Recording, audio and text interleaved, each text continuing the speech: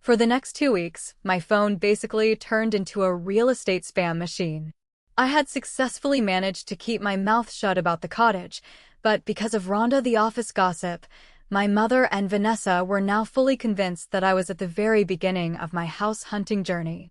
And to them, that meant it was time for a family intervention. They did not see a single, independent woman looking for a quiet place to live. They saw a walking, talking bank approval waiting to be exploited. It started with a few text messages a day. My mom would send me a link to a listing with a little note attached. But within 48 hours, it escalated into a full-blown part-time job for both of them. Every time I checked my phone during a break at work, I would have at least 15 new notifications in the family group chat. And the houses they were sending me were absolutely delusional. I am a single data analyst. I was looking for a 2-bedroom cottage. The links they were sending were for massive, sprawling suburban mansions. They were sending me 5-bedroom, 4-bathroom estates with 3-car garages, finished basements, and in-ground swimming pools. These houses were easily double or triple the budget I had actually been approved for, but they did not care about the cost because they were not the ones paying the mortgage. The worst part was that they did not even try to hide their true intentions. They were so blinded by their own entitlement that they openly discussed how my house would benefit them. Vanessa would send a link to a massive colonial-style house and text, "Look at this one, Valerie. It has a fully finished basement." Travis could finally have his own dedicated office space for his startup, and he would not be distracted by the kids. A few hours later, my mom would chime in with another link to a house in a gated community, adding, "This one is absolutely perfect. It has a huge master suite on the first floor for me and your father when we come to visit, and 4 bedrooms upstairs so Stella, Wyatt, and Cole do not have to share a room anymore. The backyard even has a playground set already installed." I would sit at my desk, staring at these messages, feeling a mixture of profound disgust and complete exhaustion. They were literally planning out their bedroom assignments in a house that I was supposed to buy with my own life savings. Not once did they ask what kind of house I wanted. Not once did they ask about my commute to work, or what neighborhoods I liked, or what I could comfortably afford. My sole purpose in this equation was to provide the funding and the signature on the dotted line. At first, I tried to steer them away gently. I would reply to the group chat saying things like, "Those houses are way too big for me. I am only looking for a small place, maybe something with 2 bedrooms." But that was like throwing a pebble at a freight train. Vanessa immediately replied, "Do not be so short-sighted, Valerie. You have to think about the future. You have to think about the family. It makes no sense to buy a tiny house when we all need the space." That was the moment I realized that reasoning with them was a complete waste of my energy. They were living in an alternate reality where my money was their money. So, I did the only thing I could do to protect my peace of mind. I muted the group chat. I turned off the notifications, put my phone face down on my desk, and went back to work. I spent those 2 weeks quietly signing papers, finalizing my mortgage, and packing up my tiny apartment in complete silence. A few days before I was scheduled to officially get the keys to my cottage, my mother called me and demanded that I come over for a family dinner on Saturday night. She did not ask. She simply stated that I was expected to be there at 6 o'clock sharp. She said it was very important and that we had family business to discuss. I knew exactly what that meant. They had finally picked out the mansion they wanted me to buy, and they were preparing to stage a full intervention to force my hand. Part of me wanted to make up an excuse and stay home, but the other part of me, the part that had spent 32 years being pushed around, decided it was time to face them. I agreed to go. I arrived at my parents' house exactly on time. The moment I walked through the front door, I was hit by a wall of sheer chaos. It was like stepping into a circus tent that was actively on fire. My 5-year-old niece, Stella, and my 4-year-old nephew, Wyatt, were running laps around the living room coffee table, screaming at the top of their lungs while hitting each other with couch cushions. 2-year-old Cole was sitting in a high chair in the kitchen, crying hysterically while throwing pieces of cooked carrot onto the floor. Travis was exactly where I expected him to be.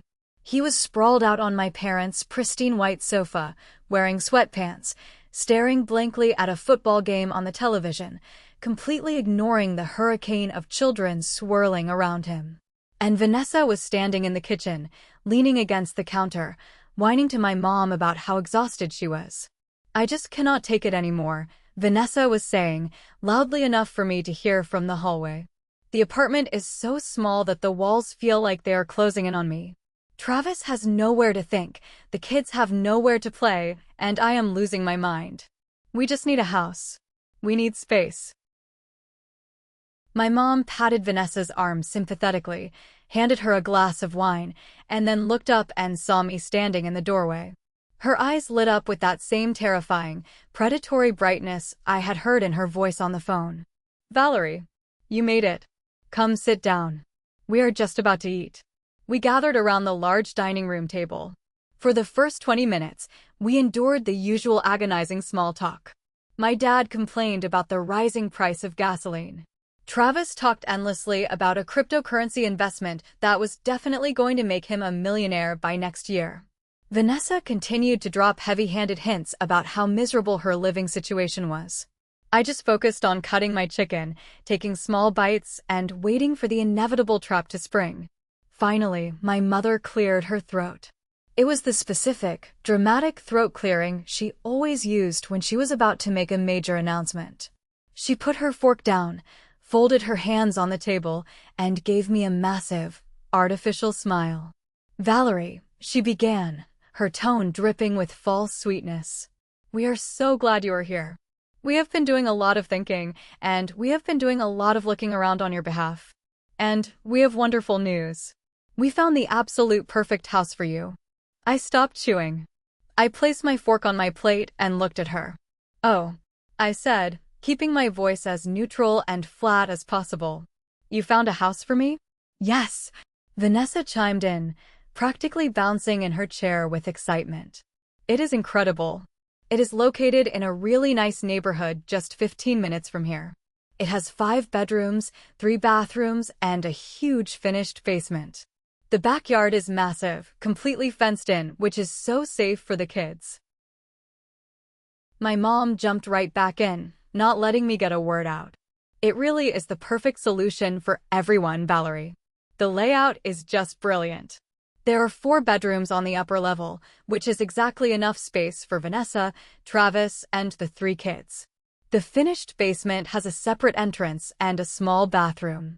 We figured that would be the perfect space for you. It would be like your own private little apartment down there.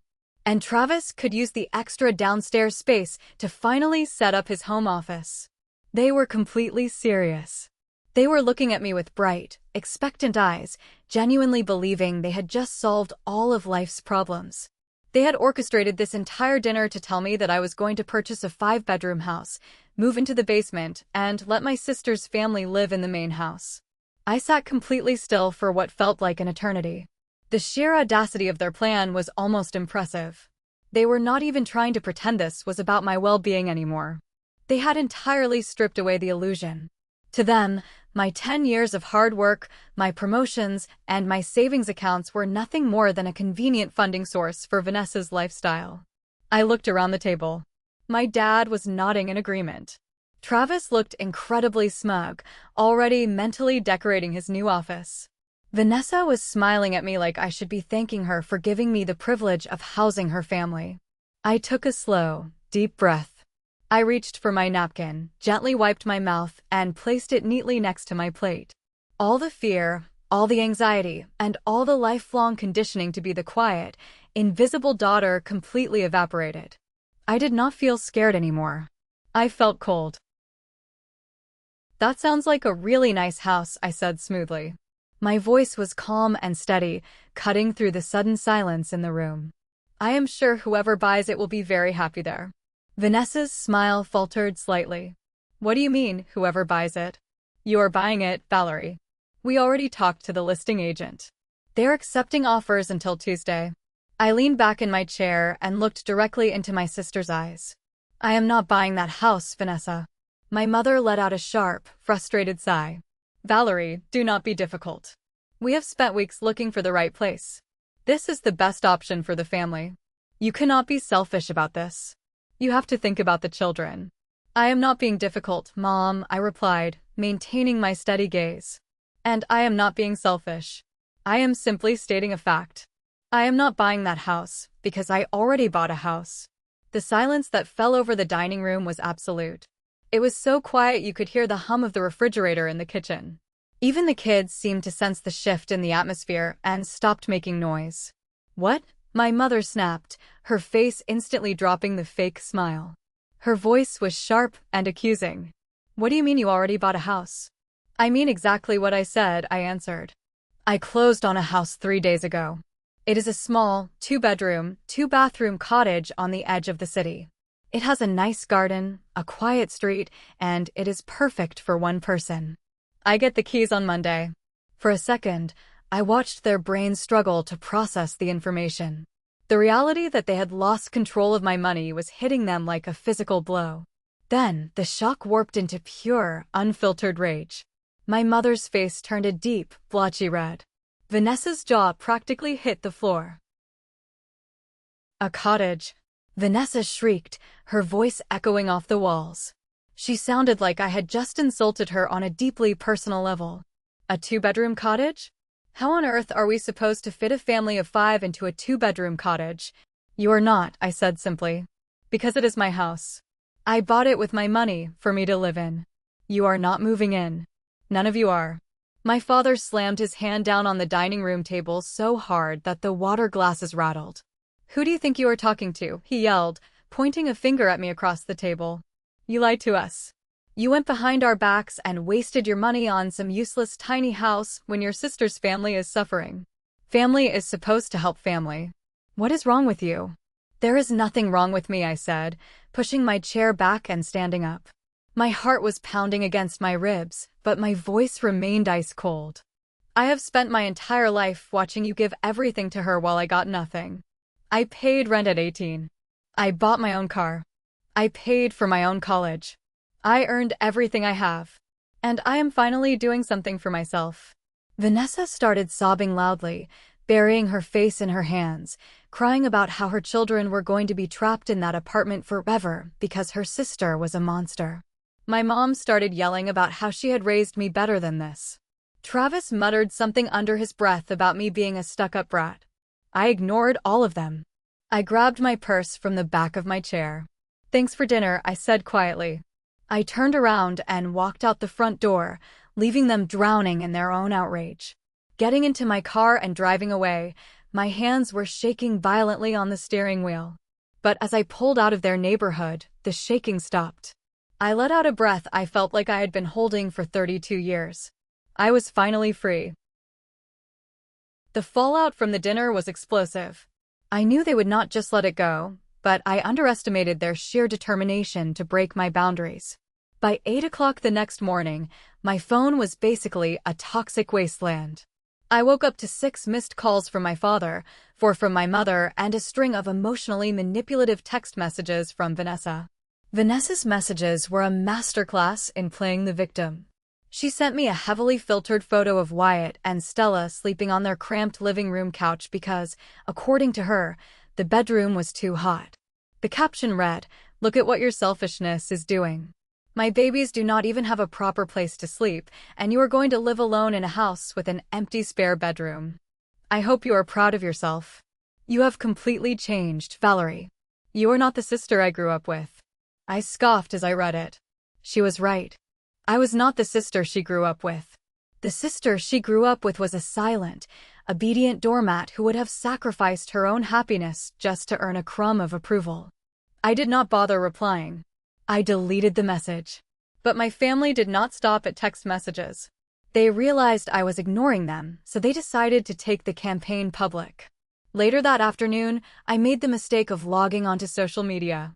Right at the top of my feed was a long, dramatic post from Vanessa. She did not use my name, but the target was obvious. She wrote a massive paragraph about how hard it is to be a young mother in today's economy, how her children desperately needed space to grow, and how heartbreaking it was to discover that blood is not always thicker than water. She ended the post by saying, "It is devastating when the people who have the means to help their family choose vanity and greed instead. Praying for peace in our cramped little home today." The comments section was completely flooded with her friends offering sympathy, calling her a superhero mom, and trashing whoever the greedy family member was. I felt my face burn with anger. But it got worse. A few hours later, my mother posted a picture of my new cottage on her own page. I have no idea how she got the picture. She must have scoured public county real estate records to find the listing. Her caption was even more toxic. It is so sad when young people forget where they came from. Parents sacrifice everything to raise their children, and this is how they repay you. Leaving their family behind. That was the absolute breaking point. They were trying to publicly shame me into submission. They wanted me to feel so guilty, so isolated, and so embarrassed that I would cave in and give them what they wanted. Instead, it had the exact opposite effect. It completely severed any remaining emotional ties I had to them. I sat down at my laptop and went to work. I permanently blocked my mother, my father, Vanessa, and Travis on every single social media platform. I went through my friends list and blocked any extended relatives who might try to play the role of a mediator. Then, I picked up my cell phone, called my network provider, and spent 30 minutes changing my phone number. I texted my new number only to my closest friends and my manager at work. To my family, I was now a ghost. On Monday morning, I walked into my office feeling a mixture of exhaustion and fierce determination. I marched straight over to Rhonda's cubicle. She looked up, her eyes wide, probably expecting me to break down crying so she could gather more gossip. Instead, I leaned over her desk and spoke in a very low, very firm voice. "Rhonda," I said, staring directly into her eyes. "If you ever eavesdrop on my private phone calls again, or discuss my personal finances with anyone inside or outside of this building, I will go straight to Human Resources and file a formal harassment complaint. Do not ever speak about my life again. Are we clear?" She turned completely pale, stammered a quick apology, and shrunk back into her chair. Word spread quickly through the office, and for the first time in years, people gave me space. I spent the rest of the week packing my boxes, hiring movers, and officially leaving my past behind. When I turned the key to my new cottage on Friday evening, standing in the middle of the empty, quiet living room, I felt entirely untouchable. But I was wrong. 3 weeks passed. The silence from my family was incredible. Without the constant barrage of guilt trips and demands, I actually had the energy to enjoy my life. I spent my weekends painting the walls of the cottage a warm, inviting beige. I bought a comfortable new couch, set up my home office in the second bedroom, and started planting roses in the backyard. My new neighborhood was incredibly peaceful, filled with older couples and quiet professionals. I felt safe. It was a Tuesday evening. I had just finished logging off from work and was standing in my kitchen, boiling water for pasta, wearing an old t-shirt and sweatpants. Suddenly, the doorbell rang. I froze. I was not expecting any packages, and I did not know my neighbors well enough for a casual visit. I walked to the front door, looked through the peephole, and felt my stomach drop into my shoes. It was my mother. She was standing on my front porch, wearing a nice floral dress, holding a large, freshly baked pie in her hands. She had a soft, almost vulnerable smile on her face. For a few seconds, I debated just pretending I was not home. But her car was parked in the driveway, and she knew I worked from home on Tuesdays. I took a deep breath, unlocked the deadbolt, and opened the door just a few inches. "What are you doing here, Mom?" I asked. I did not open the door wide enough to invite her in. "Hi, Valerie," she said, her voice gentle and completely devoid of the sharp edge it usually had. "I know I am the last person you want to see right now. And I know you changed your number. But I just could not let things stay like this. I came to apologize. I brought you an apple pie. Your favorite." I stared at the pie. My favorite was cherry. She did not even know that. But she looked so desperate, and standing on the porch arguing felt exhausting. Against every instinct in my body screaming at me to shut the door, I stepped back and let her inside.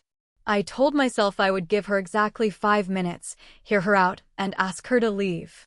She walked into the entryway, and immediately, her demeanor shifted. She handed me the pie, which I placed on the small console table by the front door. As I did, I completely forgot that I had left my brand new spare house key sitting right there on the tray. I had meant to hide it in a fake rock in the garden earlier that morning, but got distracted by a work email. My mother started wandering slowly toward the living room. "Wow," she said, her eyes darting aggressively around the space. "This is a really nice place, Valerie. It is much bigger on the inside than it looks from the street.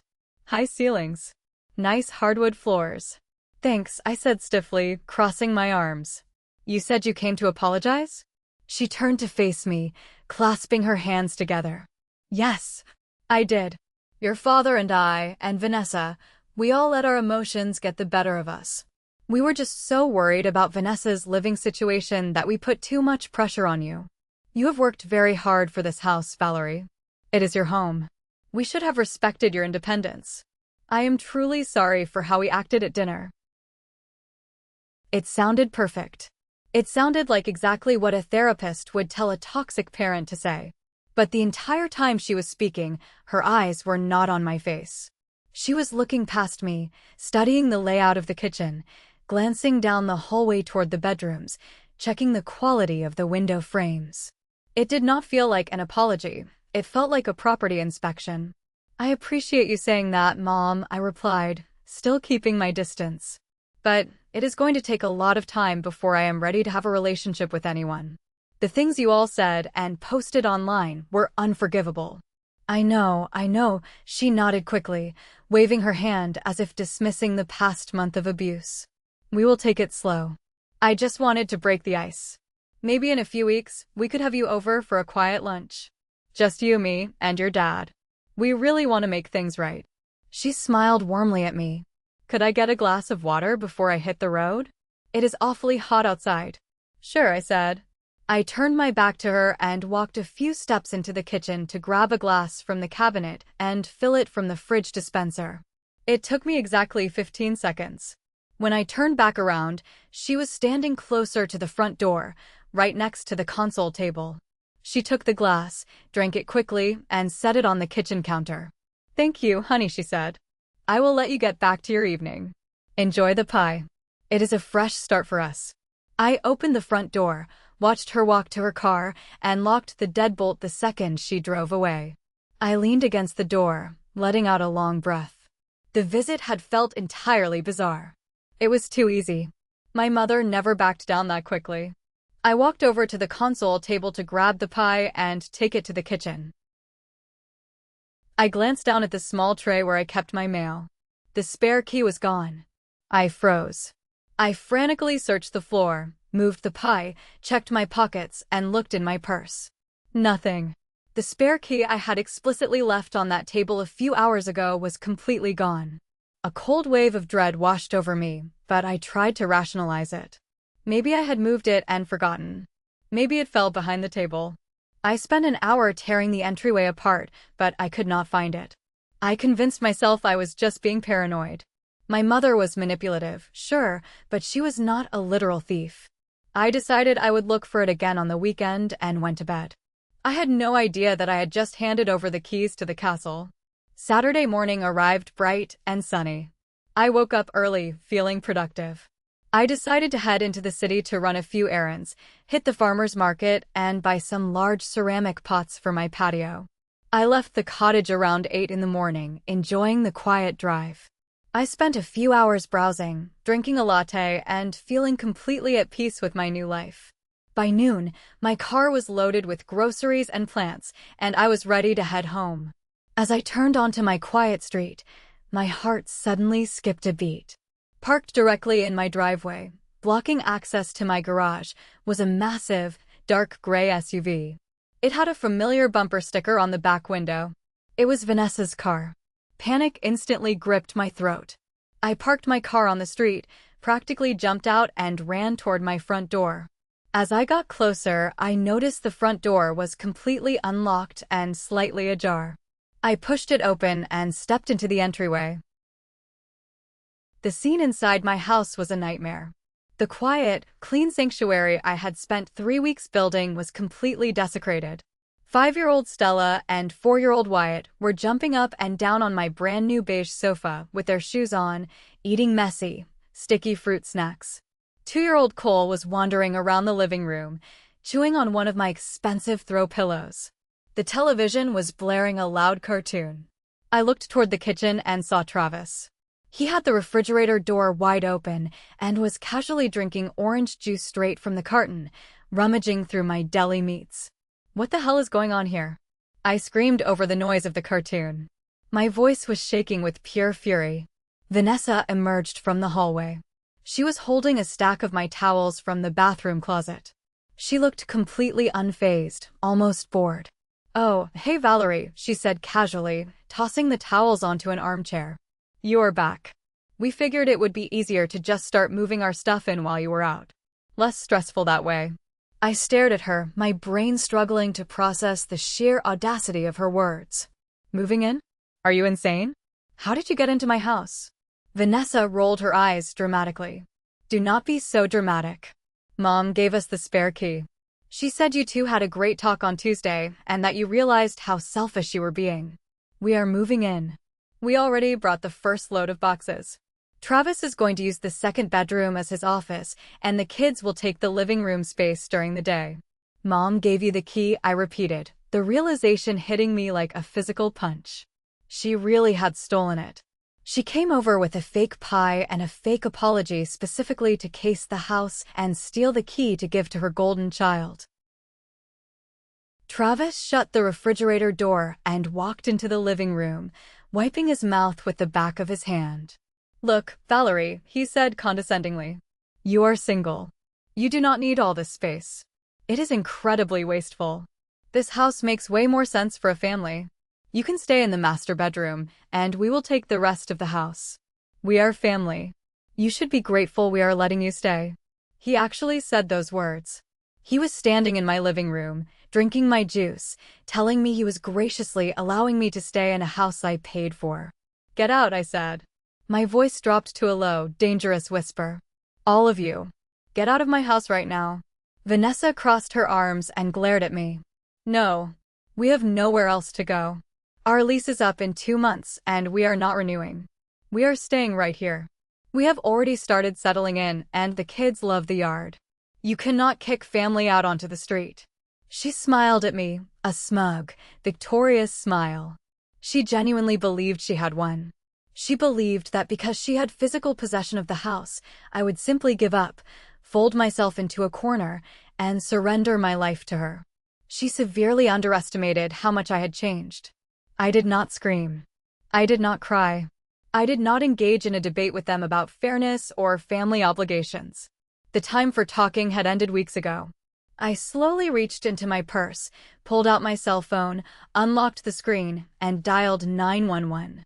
I put the phone on speaker and held it up so they could both see and hear exactly what was happening. 911, what is your emergency? The dispatcher answered. Yes, hello, I said, my voice completely steady and clinical. I need police assistance at my residence immediately. I just returned home from the store, and there are intruders inside my house. They gained access using a stolen key and are currently refusing to leave the premises. Vanessa's smug smile vanished instantly. All the color drained from her face. Travis took a step backward, looking frantically between the phone and the front door. Valerie, are you crazy? Vanessa hissed, lunging forward slightly as if she wanted to grab the phone from my hand. Hang that up. You are calling the police on your own sister. Yes, ma'am. Are the intruders known to you? The dispatcher asked clearly through the speaker. Yes, I replied, never taking my eyes off Vanessa. They are my estranged sister and her husband. They do not live here, they are not on the deed, and I want them removed for trespassing. Understood. Officers are on the way. Please stay safe and do not engage with them. I ended the call, slipped the phone back into my pocket, and leaned against the front door, blocking their exit. The police will be here in about 5 minutes, I said calmly. I highly suggest you start gathering your children and your stolen snacks. Panic completely overtook them. Travis started scrambling around the living room, aggressively grabbing the kids' toys and shoving them into a plastic grocery bag. Vanessa started hyperventilating, crying genuine tears of panic. "You're a monster," she screamed at me, her voice shrill. "How could you do this to us? You're traumatizing my children. We are your family." "You stopped being family the moment you broke into my home," I replied coldly. Less than 10 minutes later, a police cruiser pulled up directly behind Vanessa's SUV, lights flashing. 2 officers walked up to the front porch. I opened the door and let them in. They immediately took control of the situation. They separated us, asking for identification. Vanessa tried her usual tactics. She cried to the male officer, playing the victim, explaining that it was a family misunderstanding, that my mother had given them the key, and that they had a verbal agreement to live there. Travis kept nodding along, trying to act like the calm, reasonable husband dealing with an hysterical sister-in-law. The older officer turned to me.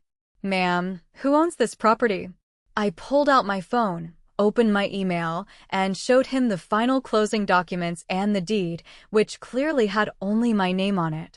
I also showed him my driver's license matching the name. The officer nodded, turned back to Vanessa and Travis, and his voice went completely hard. "Listen to me very carefully. You are trespassing. I do not care what your mother told you. She does not own this house, and neither do you. You have exactly 2 minutes to pack your children and leave this property, or you will both be leaving in handcuffs." It was the most beautiful, satisfying moment of my entire life. I stood silently in the corner of my living room and watched as my golden child sister and her arrogant husband frantically packed their screaming children into their car under the stern supervision of law enforcement. They did not look at me as they walked out the door. The absolute silence as they drove away was the greatest sound I had ever heard. The officers stayed for a few minutes after Vanessa and Travis drove away.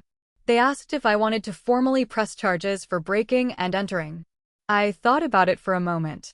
As much as I wanted to see them face the ultimate consequences, I knew a court battle would drag this nightmare out for months. I just wanted them out of my life. I declined to press criminal charges, but asked the officers to file a formal incident report documenting the trespass, just in case I needed a paper trail for the future. They agreed, gave me the report number, and left. I stood alone in my living room. The house felt violated. The cushions on the couch were stained with sticky fruit snacks, the kitchen smelled like the deli meat Travis had been eating, and the air just felt heavy. I did not sit down. I immediately went into survival mode. My first call was to an emergency, 24-hour locksmith. I paid double the normal rate to have him come out on a Saturday afternoon and replace every single exterior door lock with heavy-duty, commercial-grade deadbolts. My second task was going online and ordering a comprehensive, 6-camera security system that linked directly to my phone. I wanted a digital fortress. On Monday morning, I took half a day off from work and went straight to a local law firm. I sat down with an attorney, handed him the police report, and explained the entire situation from the dinner ambush to the stolen key to the home invasion. By Tuesday afternoon, 3 certified letters were sent in the mail. 1 to my mother, 1 to my father, and 1 to Vanessa and Travis. They were formal cease and desist orders. The legal document explicitly stated that if any of them stepped foot on my property, contacted my employer, or attempted to communicate with me in any way, I would immediately file for a permanent restraining order and pursue civil damages for harassment. I built an iron gate between them and me, and I locked it tightly. It has been 2 months since the break-in. The security cameras are installed, the new locks are secure, and my house finally smells like vanilla and fresh coffee instead of anxiety. I'm currently sipping coffee in my living room, watching the security cameras just in case. Part of me is terrified of what they might try next, but the bigger part of me? I've never felt more at peace. My parents have been leaving voicemails from a blocked number on my work phone, calling me a monster for making my nieces and nephews homeless in their eyes. Sometimes, a tiny bit of guilt tries to creep in, whispering that maybe I could have been more understanding. But then I look around my quiet, safe, beautiful home, and I know I did what I had to do to survive them. So Reddit, considering they literally broke into my house and planned to steal my sanctuary, am I the jerk for calling the cops on my own family and completely cutting them out of my life? Or should I have tried to sit down and reason with them one last time? Thanks for watching. If you haven't subscribed yet, make sure to hit that subscribe button and turn on notifications so you never miss another story.